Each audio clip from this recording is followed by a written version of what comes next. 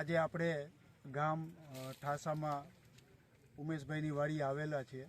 તો ઉમેશભાઈને આપણે પૂછીએ કે ઉમેશભાઈ, તમારો પરિચય આપો અને આ વેરાયટી કઈ વાવેલી છે એ માટે આપને વિનંતી કરું છું કે આપનો પરિચય આપો. ચાલુ કરો. મારું નામ છે ઉમેશભાઈ ભીખાભાઈ કાનાણી, ગામ ઠાંચા, તાલુકો ગારિયાધાર, અને મારી પાસે આ વેરાયટી છે નાથ સંકેત, નાથ બાયોસીડ્સ, ઔરંગાબાદ. વેરાયટીનું ક્યારે વાવેતર કરેલું? વેરાયટીનું વાવેતર 1 જૂન 2024. પછી આમાં તમને નાથ સંકેતમાં રોગ જીવાતને એ કેવું લાગ્યું? રોગ જીવાતનું પ્રમાણ ઓછું રહે છે. અને ખાતરને કેટલું આપેલું તમે? ખાતર શરૂઆતમાં ડીએપી પાયાનું આપેલું. હા.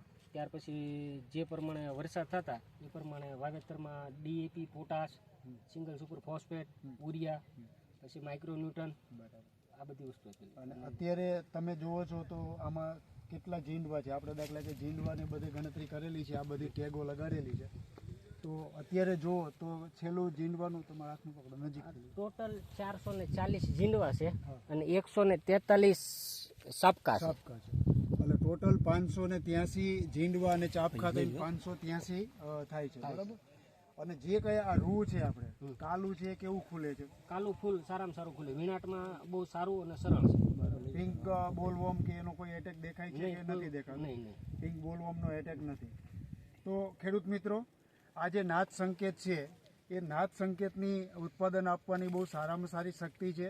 એક તો ઝીંડવાની સંખ્યા વધારે હોય છે અને તમે જોશો તો એની સિરીઝ પણ એટલી બધી સારી બંધાયેલી રહે છે. આ 10, 12, 21 સુધીની સિરીઝ આવી શકે છે અને વીણવામાં એકદમ ઝીંડવું પૂરેપૂરું ખુલી જાય છે. વીણાટમાં પણ એકદમ સરળ અને રૂની ક્વોલિટી પણ સારી છે. સાથે સાથે રોગ પ્રતિકારક જાત છે, જેવી કે ચૂસિયા પ્રકારની જીવાત કે કોઈ જીવાત નહીં લાગે.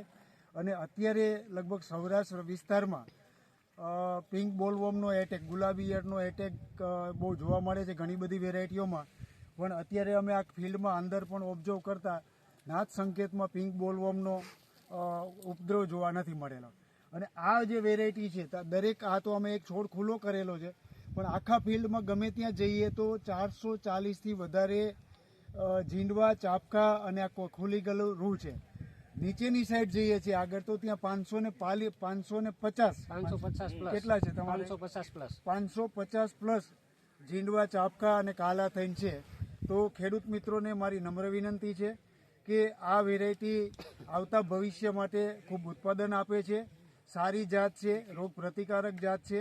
તો આપ સર્વેને વિનંતી છે કે આ વેરાયટી આપ ભવિષ્યમાં વાવો. જેમ ઉમેશભાઈ એક અહીંના પ્રગતિશીલ ખેડૂત છે. ઉમેશભાઈ નો પરિચય જોઈએ તો વધારે પડતા એ ઘણા બધા એમને એવોર્ડો પણ લીધેલા. કયા કયા એવોર્ડો આપણે લીધેલા? રાજ્ય કક્ષાના એવોર્ડો લીધેલા, તાલુકા, જિલ્લા, પછી ઇનોવેટિવ ફાર્મરના એવોર્ડ લીધેલા, જુનાગઢ કૃષિ યુનિવર્સિટીના એવોર્ડ લીધેલા છે. તો સરસ. ખૂબ ખૂબ આભાર તમારો Umeshbhai. Thank you very much. ખૂબ ખૂબ